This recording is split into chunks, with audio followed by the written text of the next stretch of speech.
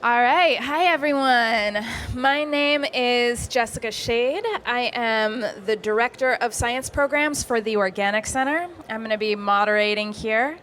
The Organic Center is a nonprofit organization that communicates information about organic food and farming, and we also collaborate with academic and governmental institutions to fill gaps in our knowledge. So we're going to be talking about climate action for a secure food system, really digging into what is happening across the world when it comes to climate and food security, and how we can engage to help mitigate and adapt climate change. So we have some fantastic panelists. Michael Wall, who serves as the Director of Farmer Services at Georgia Organics, where he supervises their beginning farmer, organic transitioning, and conservation and on-farm food safety training efforts.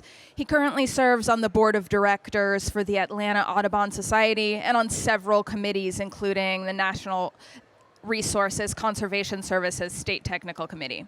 Shauna Sadowski is the head of General Mills Sustainability, Natural and Organic Operating Unit. She's responsible for leading sustainability strategy, which includes integrating sustainability into the product design and supply chain with an emphasis on food and farming programs, leading external partnership engagements, and ensuring sustainability is implemented across their brands.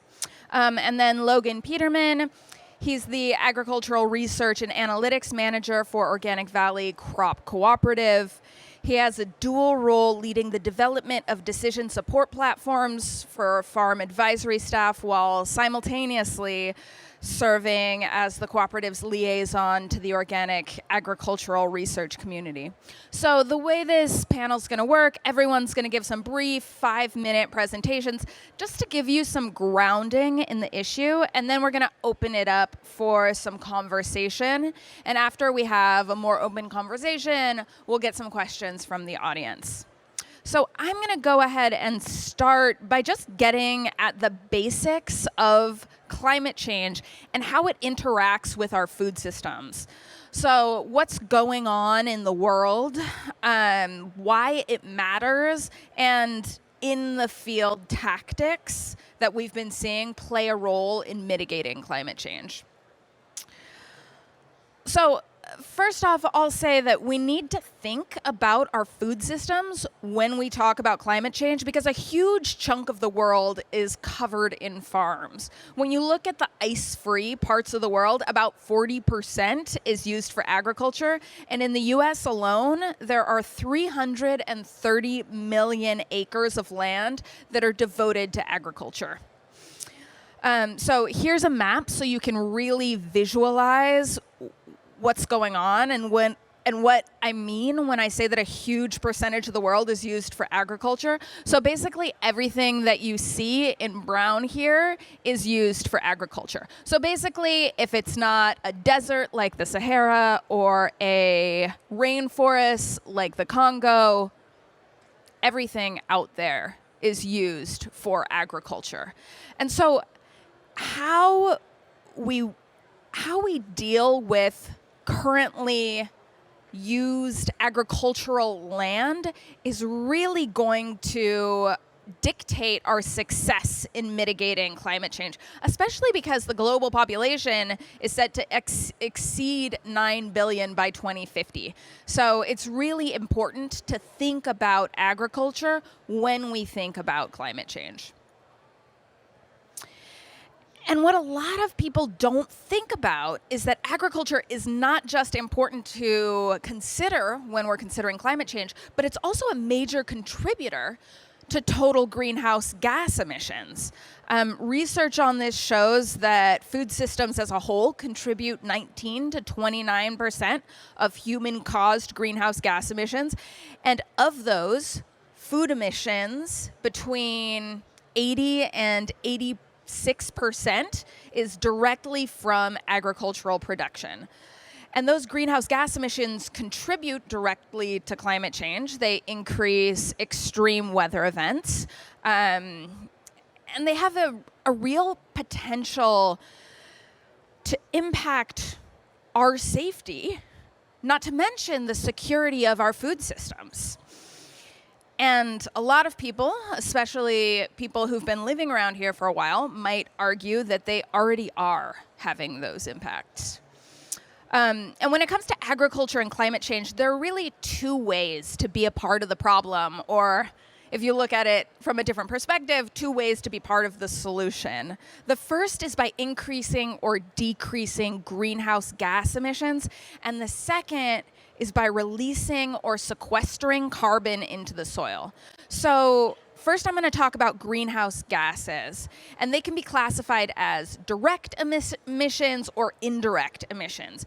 Direct emissions are greenhouse gases that are released on the farm. So things like burning fossil fuels by farm equipment, methane releases from livestock, nitrous oxide release from animal waste or excessive nitrogen application. And what indirect emissions are talking about are greenhouse gases that are released off the farm. And one of the big indirect sources of greenhouse gas emissions is fossil fuel for manufacturing on-farm inputs, especially synthetic ammonium nitrate fertilizer, because the industrial factory process used to make that fertilizer, the Haber-Bosch process, needs a source of hydrogen atoms, and that source is typically natural gas or methane. So it's not just that it uses a lot of energy to make fertilizer and to operate a fertilizer plant, which it does.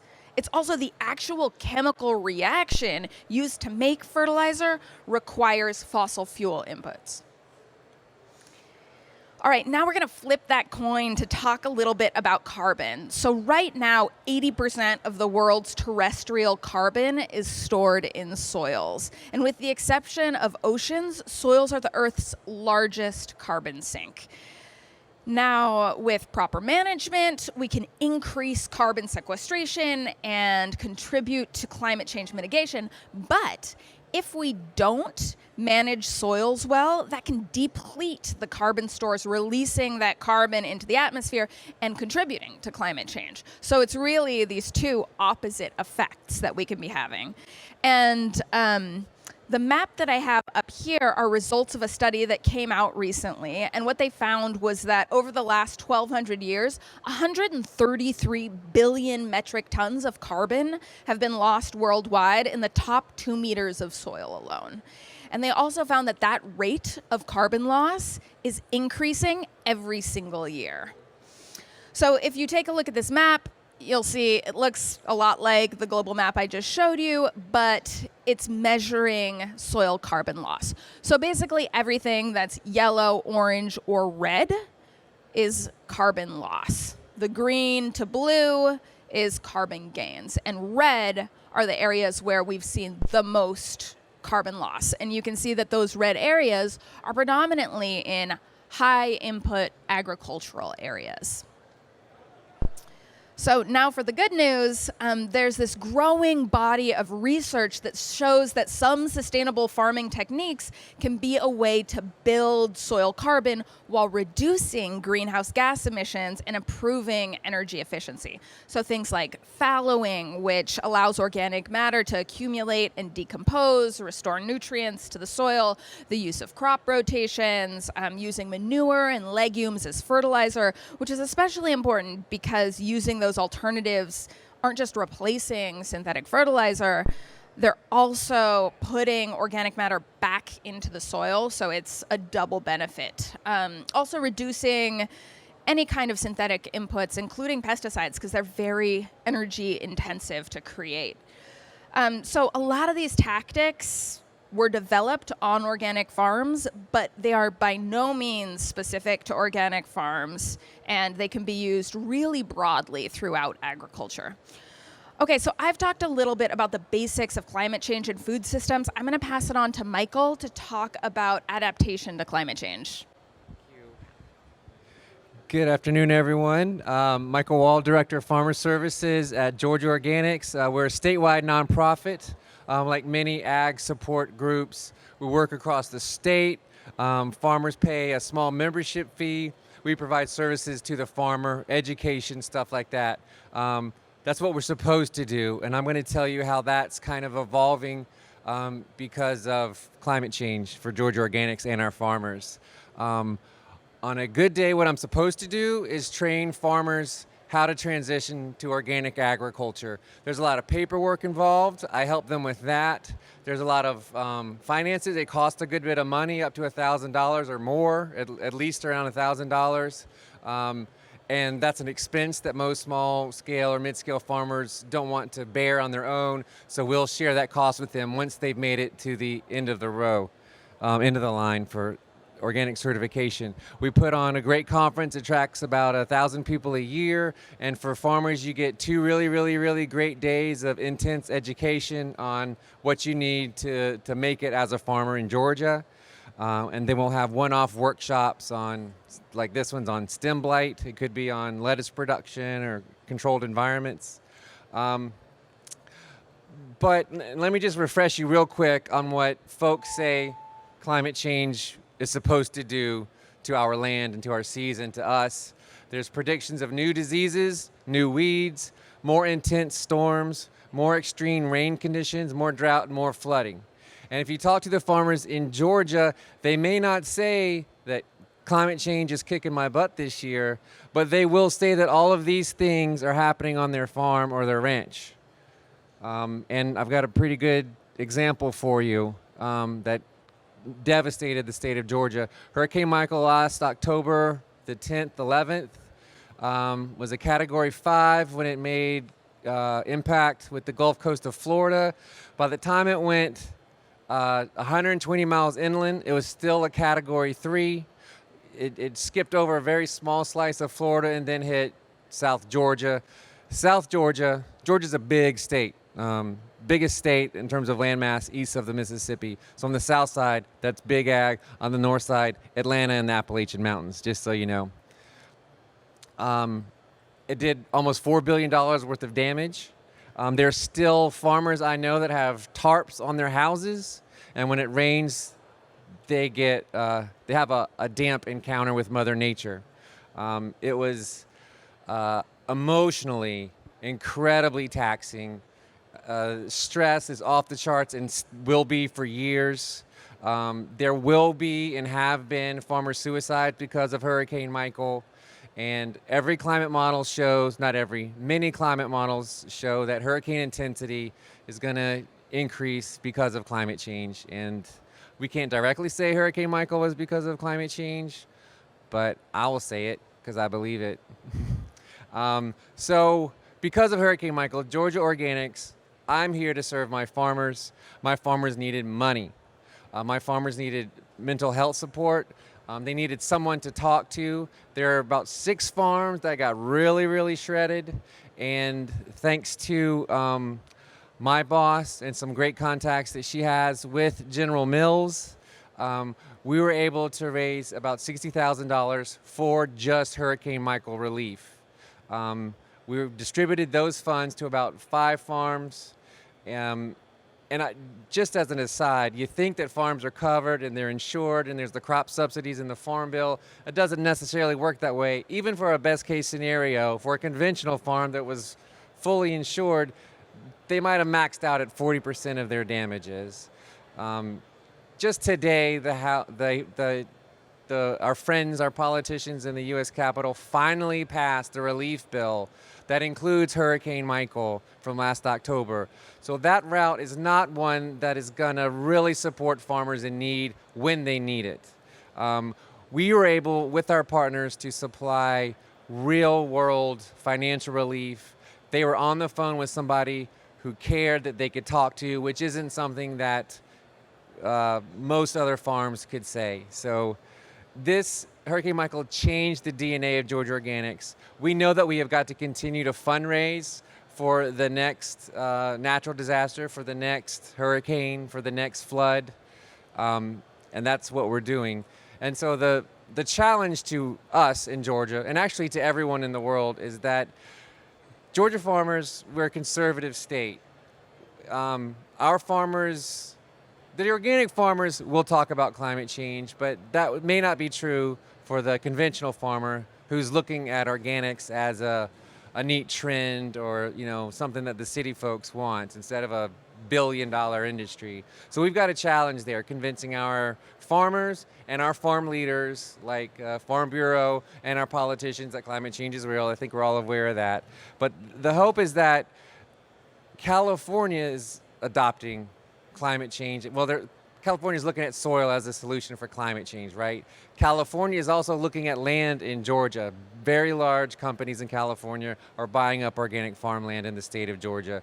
I wish those were Georgia companies building organic farms in Georgia, but it's pretty cool that a 5,000-acre certified organic farm, one of the biggest on the East Coast, is getting California attention, because that just might be what it takes to push our farmers culturally into the organic marketplace and into a more resilient chance of fighting climate change. Farmers are the first one to get hit by climate change, and farmers of color are even more so the first ones to get hit by the damages that climate change can make.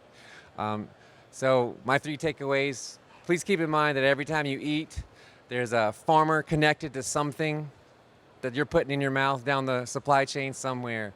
And not only are they their own marketers, their own accountants, they're also helping us fight climate change too. And every time we bite, we need to think about that farmer that's helping us stay safe and stay healthy.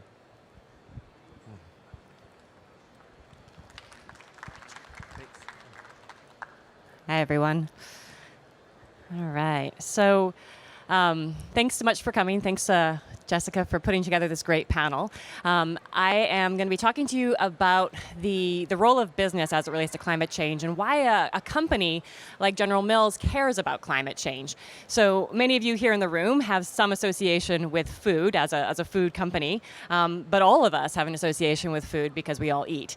And so at the end of the day, when it comes to climate change, it's something that all of us can do something about. But in particular, those of us who work in the food industry, this is a real imperative.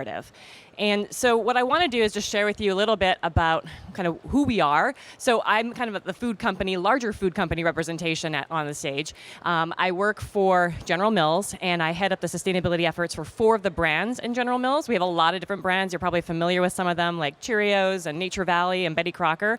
I specifically lead 4 brands that are focused in the organic and natural space. So Annie's, Cascadian Farm, Epic, and Muir Glen. But we are part of this much larger company, and we have this big opportunity to do something. We have more than $15 billion in annual net sales. We're also the 2nd largest U.S. organic food producer.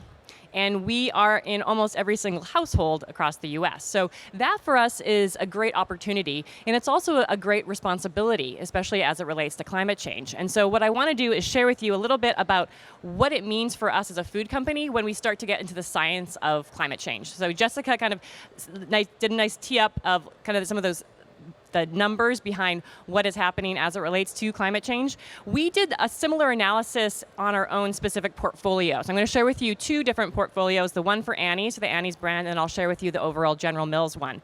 And how many of you here are familiar with a life cycle assessment?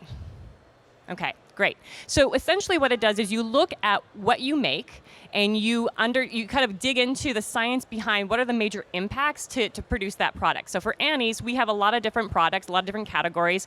We do meals like mac and cheese, and snacks like the bunny grahams and crackers. And what we did is we looked at a representative sampling across our major categories, 12 different products, to kind of dig into what are the greatest environmental impacts, and specifically as it relates to climate change, water consumption, biodiversity, and toxic chemicals. And we do this across the life cycle, hence the name. So it starts in agriculture and then ends up at the end of life.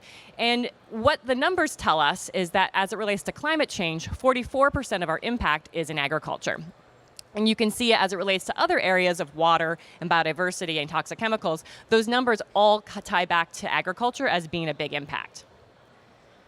General Mills similarly did a life cycle assessment too. This one specifically is in the greenhouse gas emissions, the carbon footprint, and you can see here as well that agriculture makes up half of the impact. So in both these cases, we did the science just to understand like where are the biggest opportunities for us to make a difference if we want to do something about the environmental impacts and climate change. And both Annie's and across all of General Mills tells us the same thing. Agriculture is where it's at. And just as Jessica alluded to earlier, we don't even have to do a life cycle assessment. The research alone tells us that 1/3 of global greenhouse gas emissions come from the food system, and 80% of that is coming from agriculture.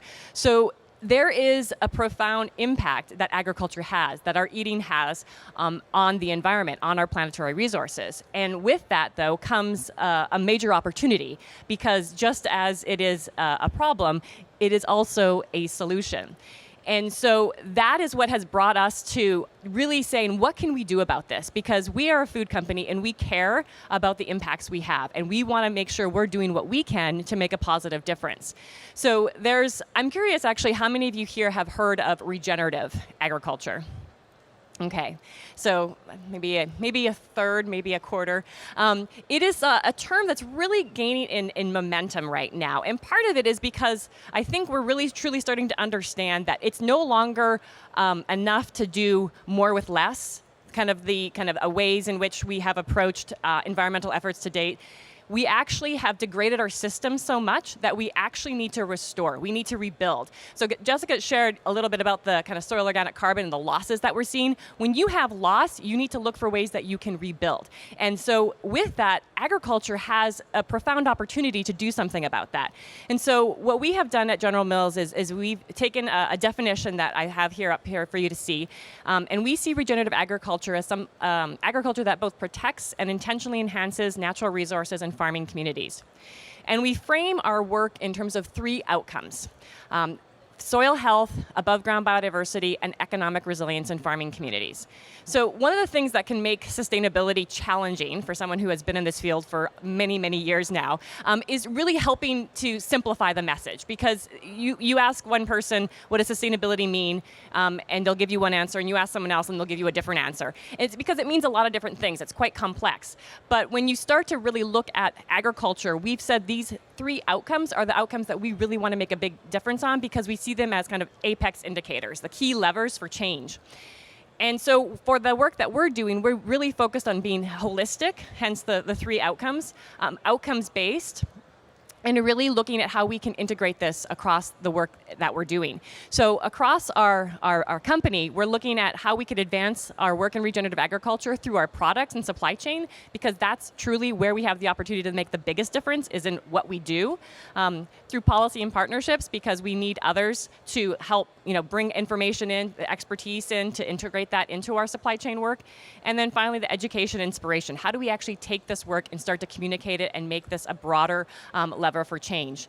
And across all of this is a big focus on measurement. So I think we'll probably in the panel get into a little bit more in the measurement, so I won't spend a lot of time here. But really understanding what the outcomes are of the work that we're doing is super important for us to really validate and say yes or no, are we making progress against our efforts? And so all of this work that we've been doing over the past few years has led us to make a commitment to advance 1 million acres of regenerative agriculture in the supply chain by 2030. So this is a goal that we, General Mills, set forth earlier this year. We're super excited about it.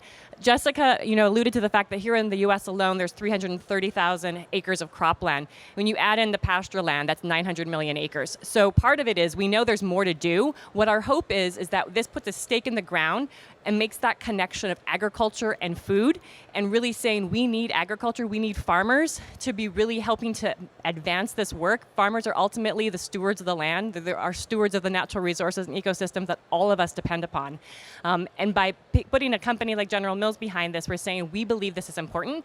And so we're starting to actually initiate this work of 1 million acres by doing farmer-to-farmer mentoring and coaching in 2 of our key supply chain regions to really say, how is it that we can help to bring these practices like the cover cropping, extended rotations, perennial systems into the supply chains, so that we can be the pull, the market demand pull, in order to get the farmers to really start to test out some of these more innovative practices on the ground. So there's definitely more work to do. We're certainly humbled in the effort that lays ahead, but we're excited about what we can do to help advance this conversation, and I look forward to the Q&A that we'll have in a little bit.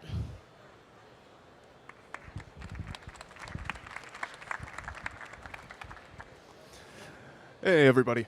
So,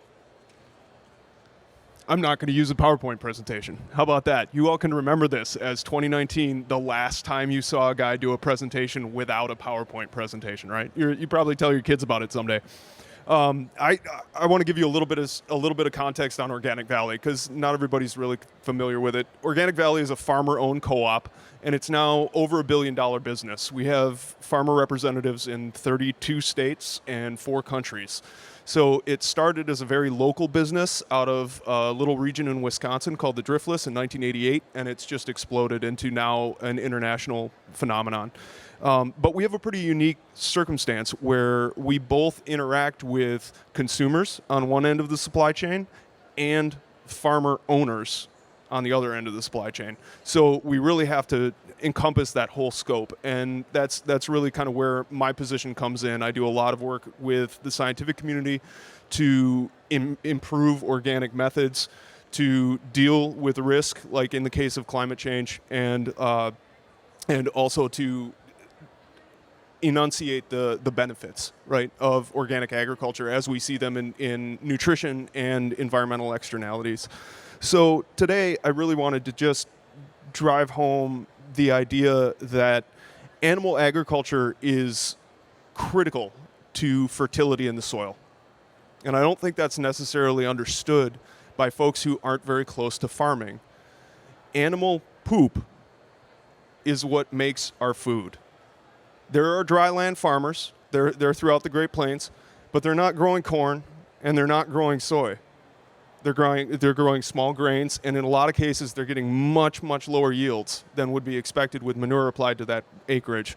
So as you start to look at these systems, you start to realize whether those farmers have animals on their farm or whether they're pulling from someone local, like a egg operation or a dairy operation or a beef operation. They're getting manure from someone, and they're spreading it on their fields to build that fertility.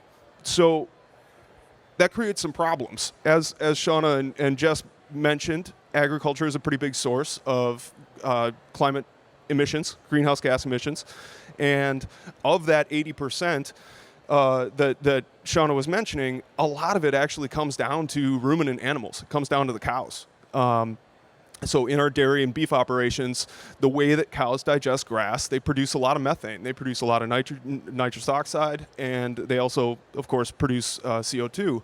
And so as a cooperative, we've been faced with kind of that balance, right, where it's quickly sort of going out of vogue to have animals, to eat meat, to participate in that part of the market. And at the same time, we recognize as a farmer-owned cooperative that we have to have those animals to keep the fertility cycle going. And this is fertility not just in terms of the plants, but what we're starting to understand in the medical community is that fertility, those bacteria, those archaea, everything in the soil is actually where we get our immunity. It's where we get our nutrition. And I think ultimately is where our health originates. Some new studies just came out talking about differential impacts of medication.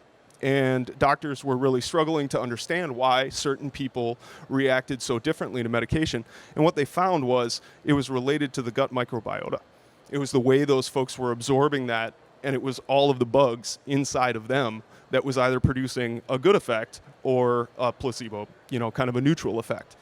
So animal ag is important for a lot of reasons. And so we've really got to find a way to kind of counterbalance those emissions. We believe at Organic Valley that there are twofold. We both need to reduce the emissions of the animals, and we're looking for options to do that. There are feed supplements, a seaweed one that is very, very prominent right now, being tested in California, that in early trials showed a reduction of methane production in cows up to 90%. In a production environment, we can't really expect that kind of response, but even if we were able to reduce those methane emissions by 30%, it could completely change the picture in terms of the life cycle of that food and the sort of climate impact of animal agriculture. So we're excited about that, but more importantly, it's the grass. When I was a kid, we had film strips. I don't know if anybody, there's a couple of folks that probably remember film strips out there. And I never would have expected it, but I still remember this film strip. There was a film strip about the settlers conquering the prairie with a moldboard plow. All right, they had their steel plows, and they were talking about European settlement and the Homestead Act, and they were talking about how courageous these settlers were and how heroic they were to break up that prairie. And the joke is that now our generation has to repatriate that land to grass. The reality is that the Great Plains needs to be in grass.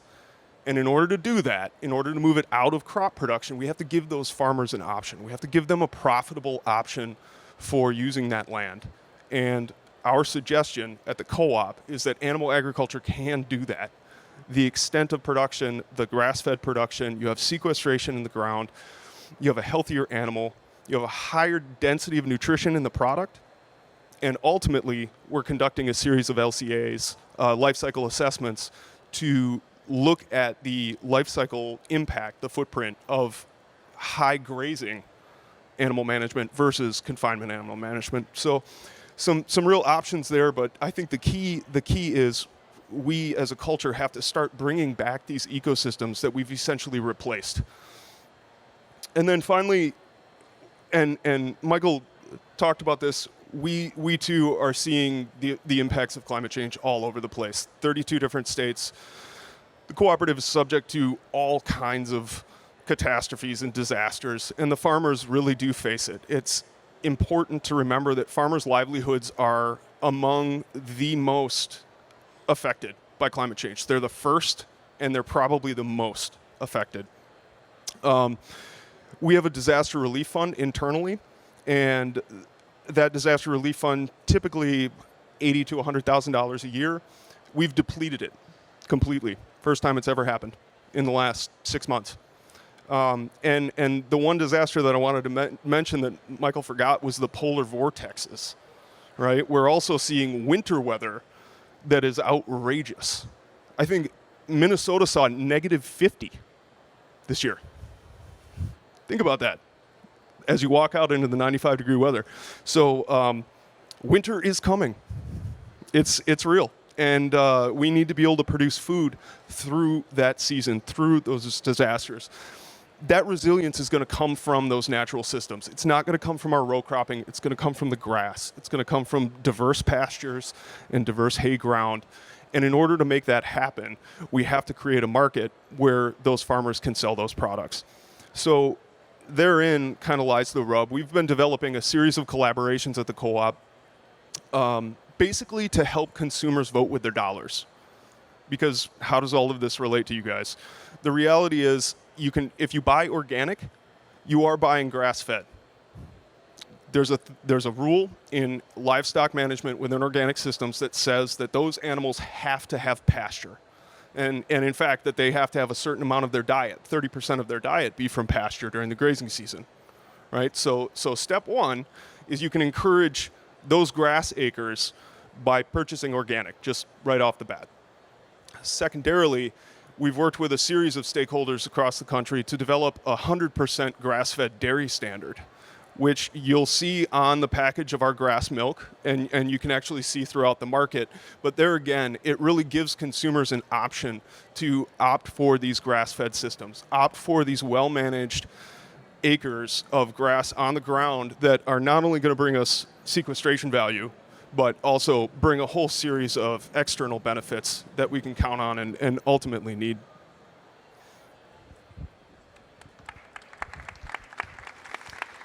All right, thanks, Logan. So we're going to I'm just going to kind of have a little bit of an open conversation here with you guys. And I think we're stuck here.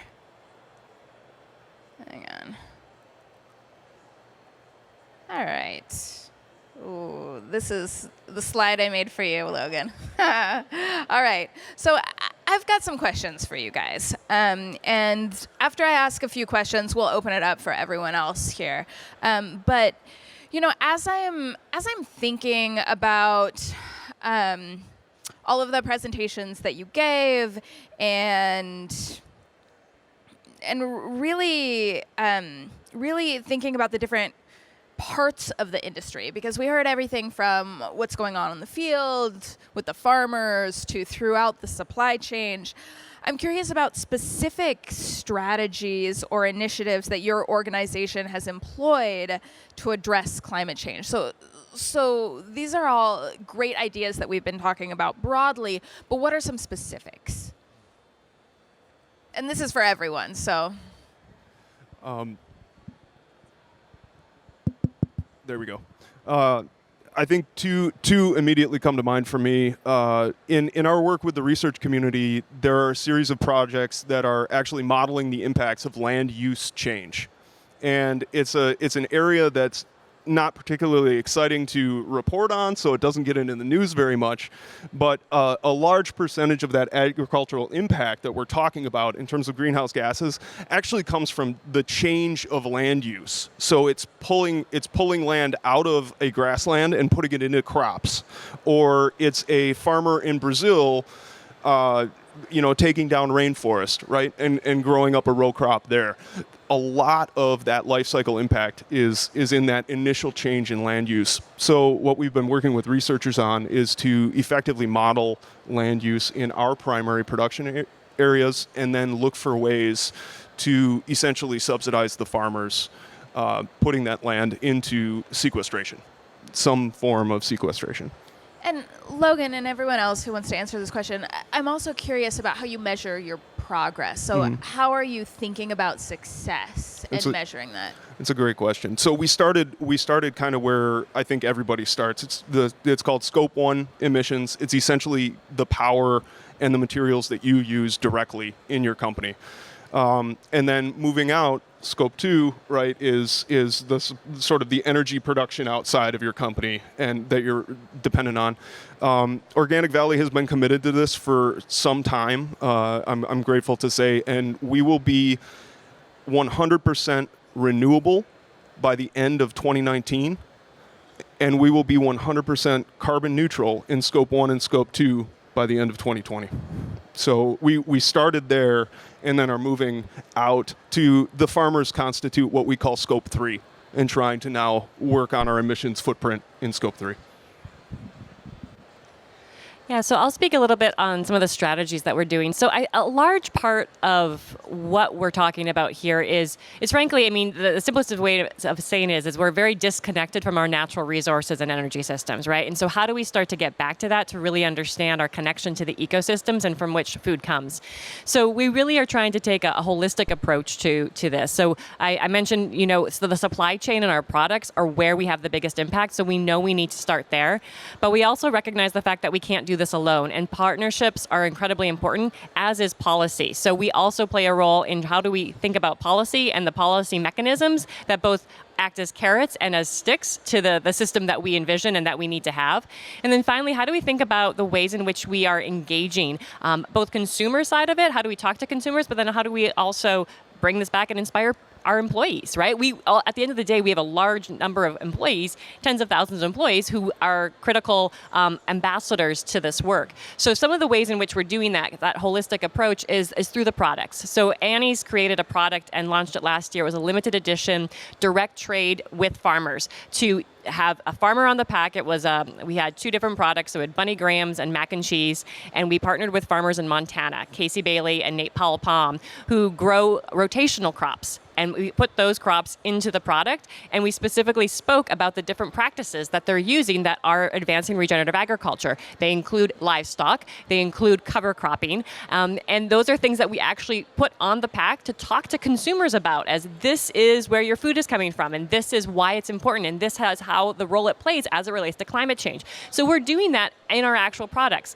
Another grain that we've been supporting is a grain called Kernza, which has been developed by the Land Institute. It's a long perennial grain related to wheat. It's a wheat grain that has long roots, like 10 feet roots versus like 1 to 2 feet for typical grains in how they're bred today. And this shows great promise and potential to sequester carbon, but also to have all what we call these co-benefits, helping with runoff and reducing runoff and helping to build soil organic matter. So those are two different ways in which we're taking that approach with the supply chain and then connecting that to consumers, because we want them to be involved as well. But throughout it all, it's also this approach on measurement. The measurement piece is critical. So, there are the LCAs that I shared with you earlier are based on model data. So that is something, it's an approach to kind of give us directional guidance in terms of the impacts we're having. But what we know to be true is that we actually need to get real measurement data on what's happening on the farms from which we're sourcing. So this is the work that we're activating right now and doing it as it relates to those 3 outcomes I highlighted: soil health, biodiversity, and economic resilience in farming communities. So we have more work to do, and this is not an easy area. When it comes to measuring soil health, there's a whole lot of work being done, but there isn't alignment right now. There isn't consensus on what exactly tells us do we have healthy soil or not. And it's one of the areas that we need to continue to advance. So we are funding partners like the Soil Health Institute that's helping to do this. And we hope that there will be more work being done, but that we can get to a point where we can actually say, here's this farm on this land sequestering how much carbon, and that's contributing in X or Y direction. So more to be done. We're just a small, simple, lean, mean nonprofit, so my measurements will be a little more simplistic. What are we doing? We're helping farmers transition or certified organic agriculture, and we measure that real simply by the number of farms that successfully achieve organic certification and their acreage. So far we've helped 26 farms, and those farms represent over 3,000 acres in the state of Georgia. It's small potatoes in the large scheme of things, but it's progress, it's something. And one of the other things that we do, which isn't something we used to do until Hurricane Michael, we have a moral obligation to bring it up when we're speaking with those in power. We meet with, the big folks in ag in Georgia frequently because we're in those spaces.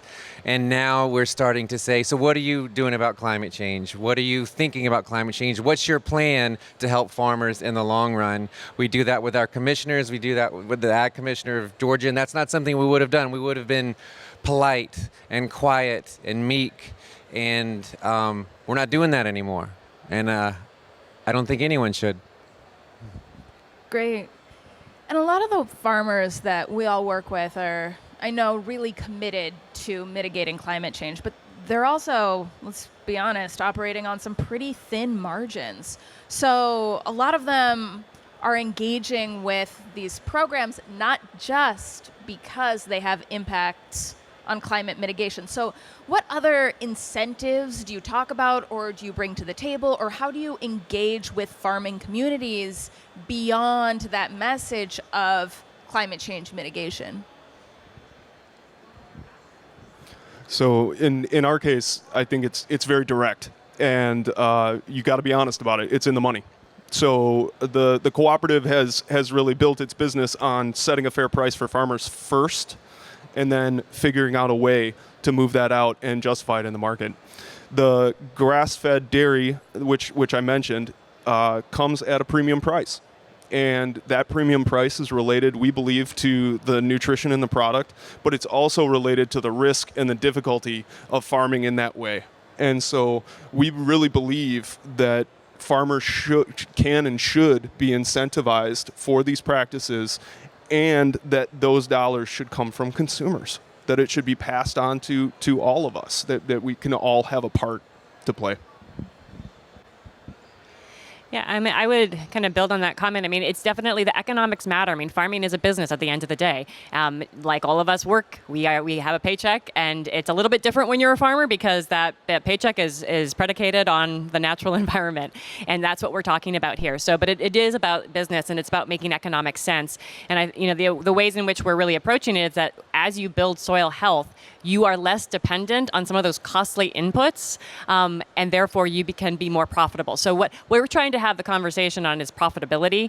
There are a lot of extenuating factors that fit into the income line, and what you want is to be profitable. And what we're really trying to say here is that as you start to build soil health, as you start to think about your whole farm, you become much more independent, and you can start to make choices that will encourage using different crops that help build nutrition or the nutrient profile without having to rely on costly inputs, because the synthetic inputs are a major cost, and the less you're reliant on it, the greater you can increase your profitability. But we're trying to make it a holistic conversation, and that's why for us the economic resilience piece is so critical, because we need farmers to be economically viable, and farmers will be the first to say they do not want a government payout. That's not what they want. They want to be sufficiently independent, being able to run their business, and that's what we believe that focusing on those natural resources like soil health can help lead to.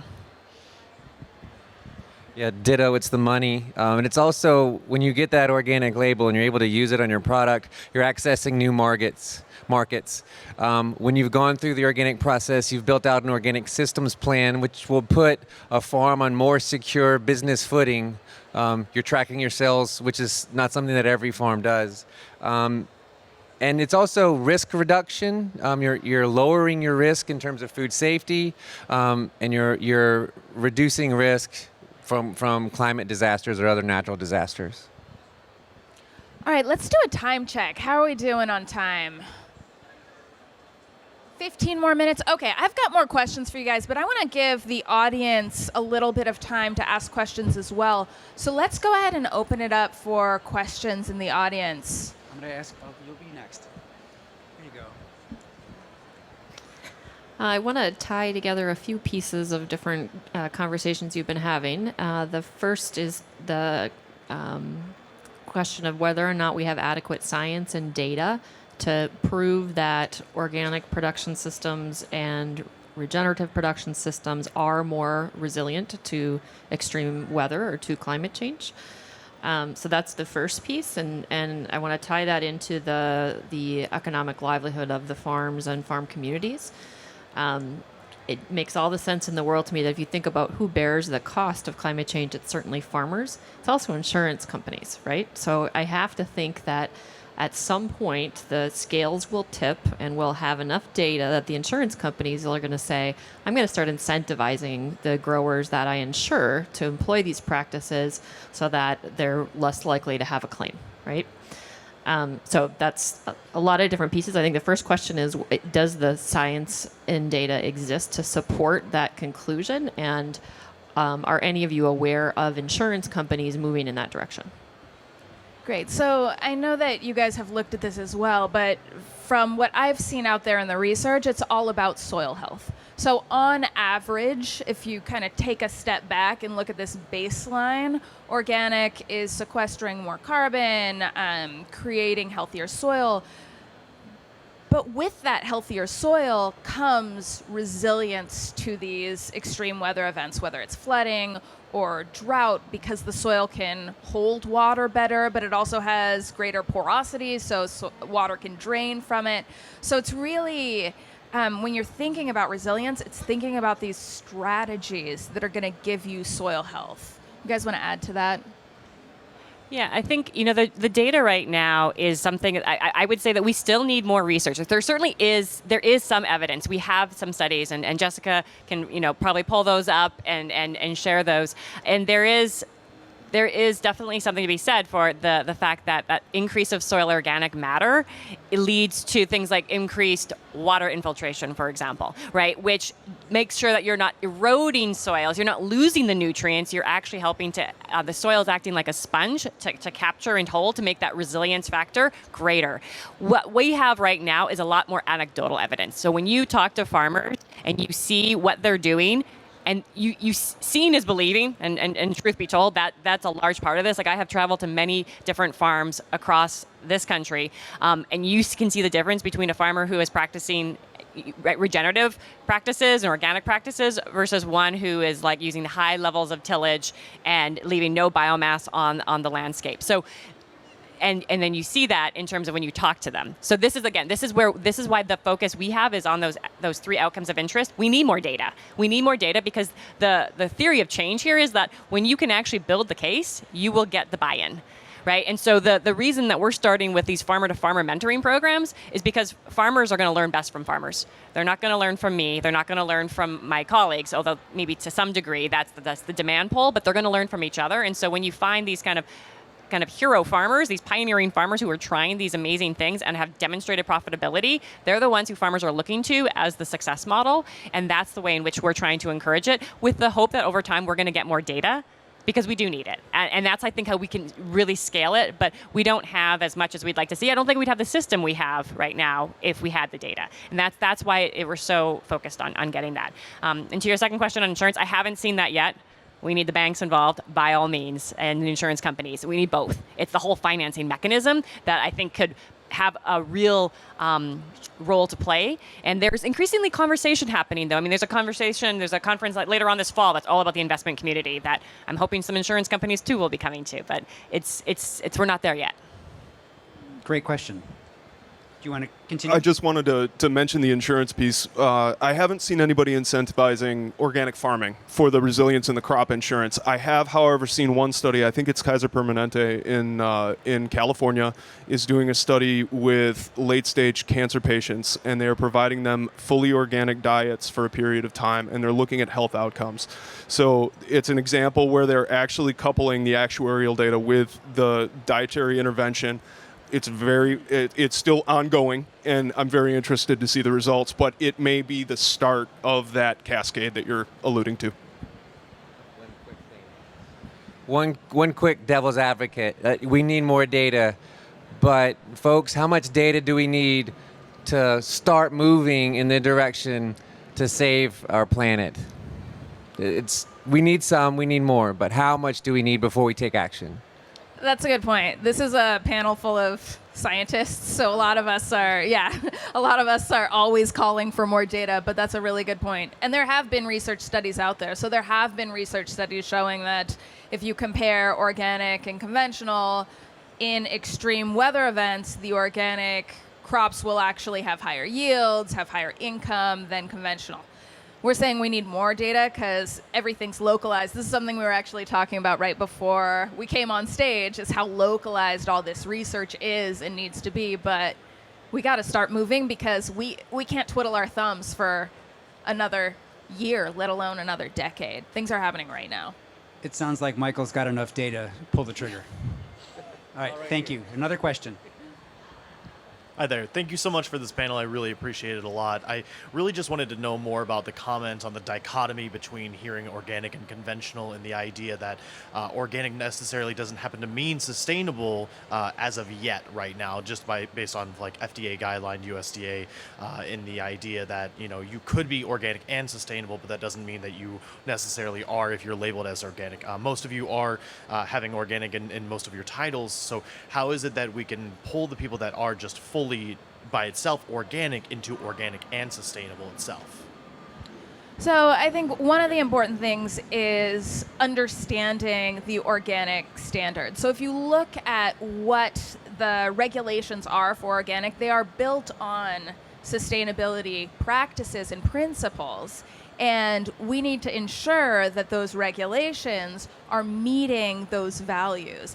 And one of the things that I really like about the organic label is that it's dynamic. So as we're finding new research, new data comes out about the best practices for sustainability, we're able to move those practices along and make sure that the sustainability part is really happening within the regulated practices that organic farmers have to take on.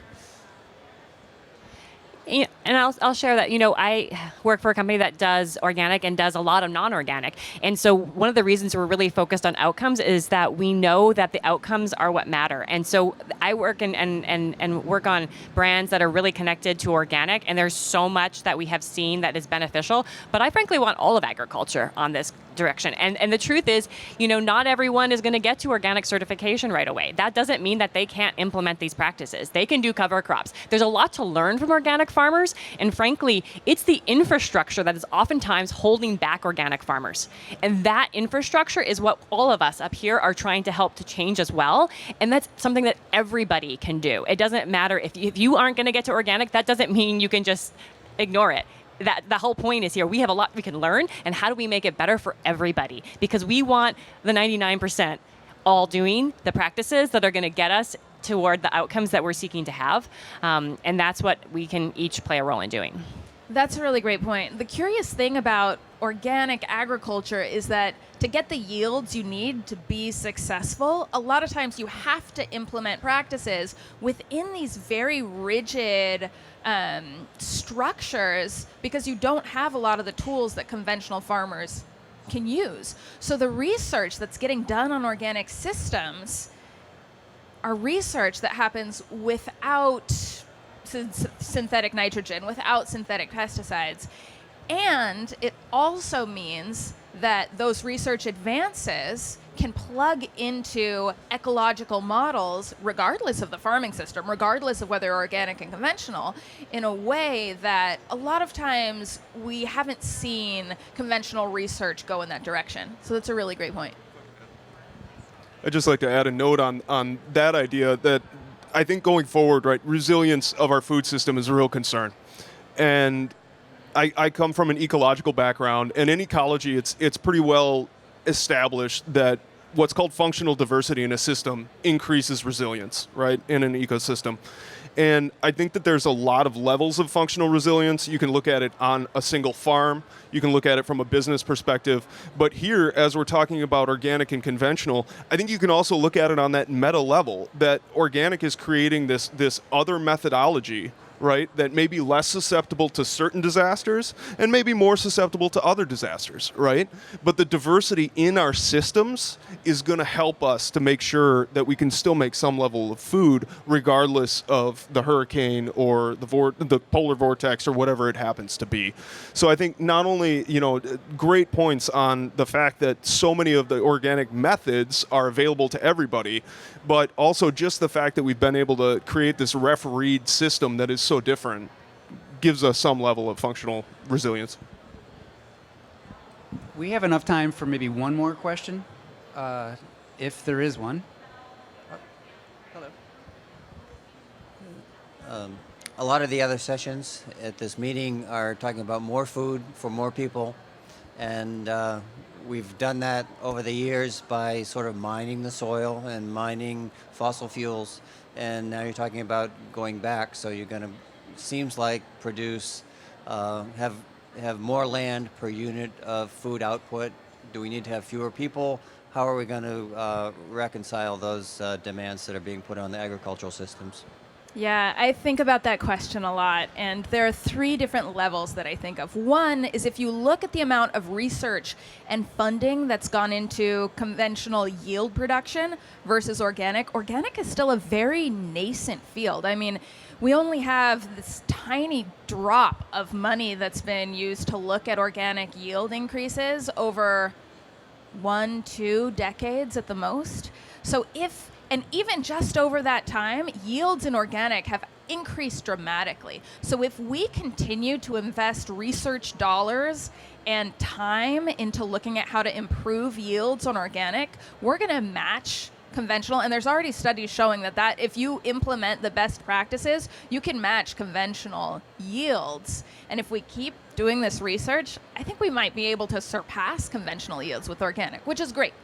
The other thing I think about is food waste. So right now we produce so much food out there, and the majority of it is getting wasted in developed countries like the US. It's getting wasted on grocery shelves. It's getting wasted on our kitchen counters.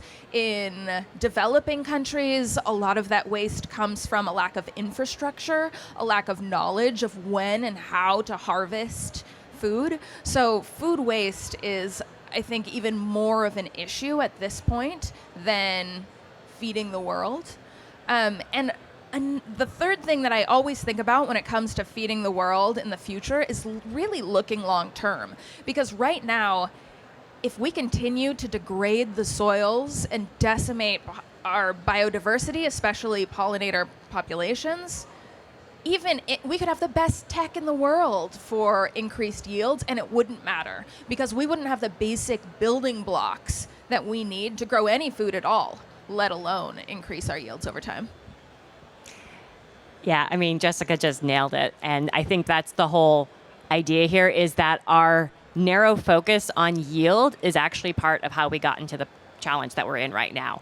And while there's certainly a lot to celebrate for that increase in yield, I mean, there was a time not that long ago that food insecurity is something people face on a much more daily basis. But the truth is, unfortunately, it's still the case today.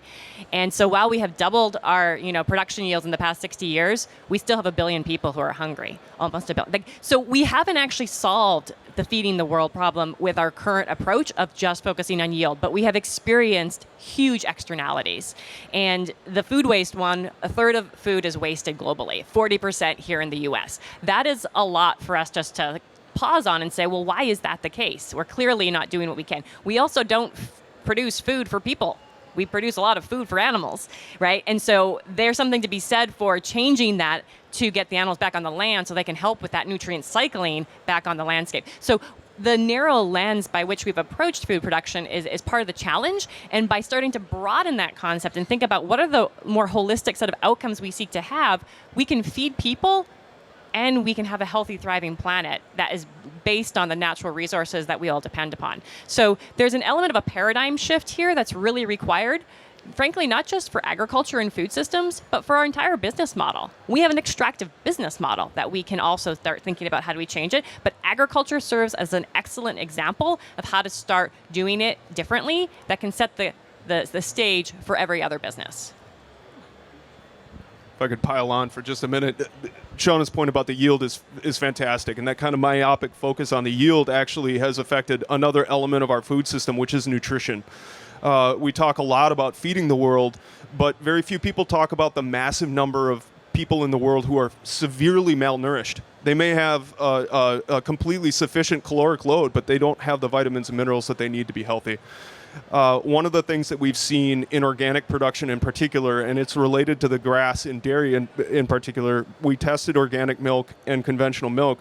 The conventional dairy industry has excelled at increasing yields over the last 60 years.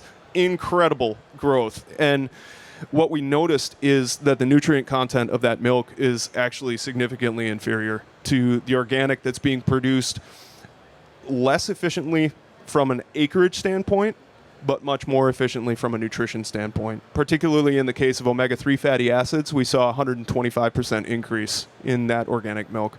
So there's also this element to be thinking about, that it's not just crop yields. We also have to be thinking about food as medicine and looking at the nutrition available. Panelists, I'd love to have this continue, but we've run out of our allotted time. So I want to say thank you for this. This was very interesting.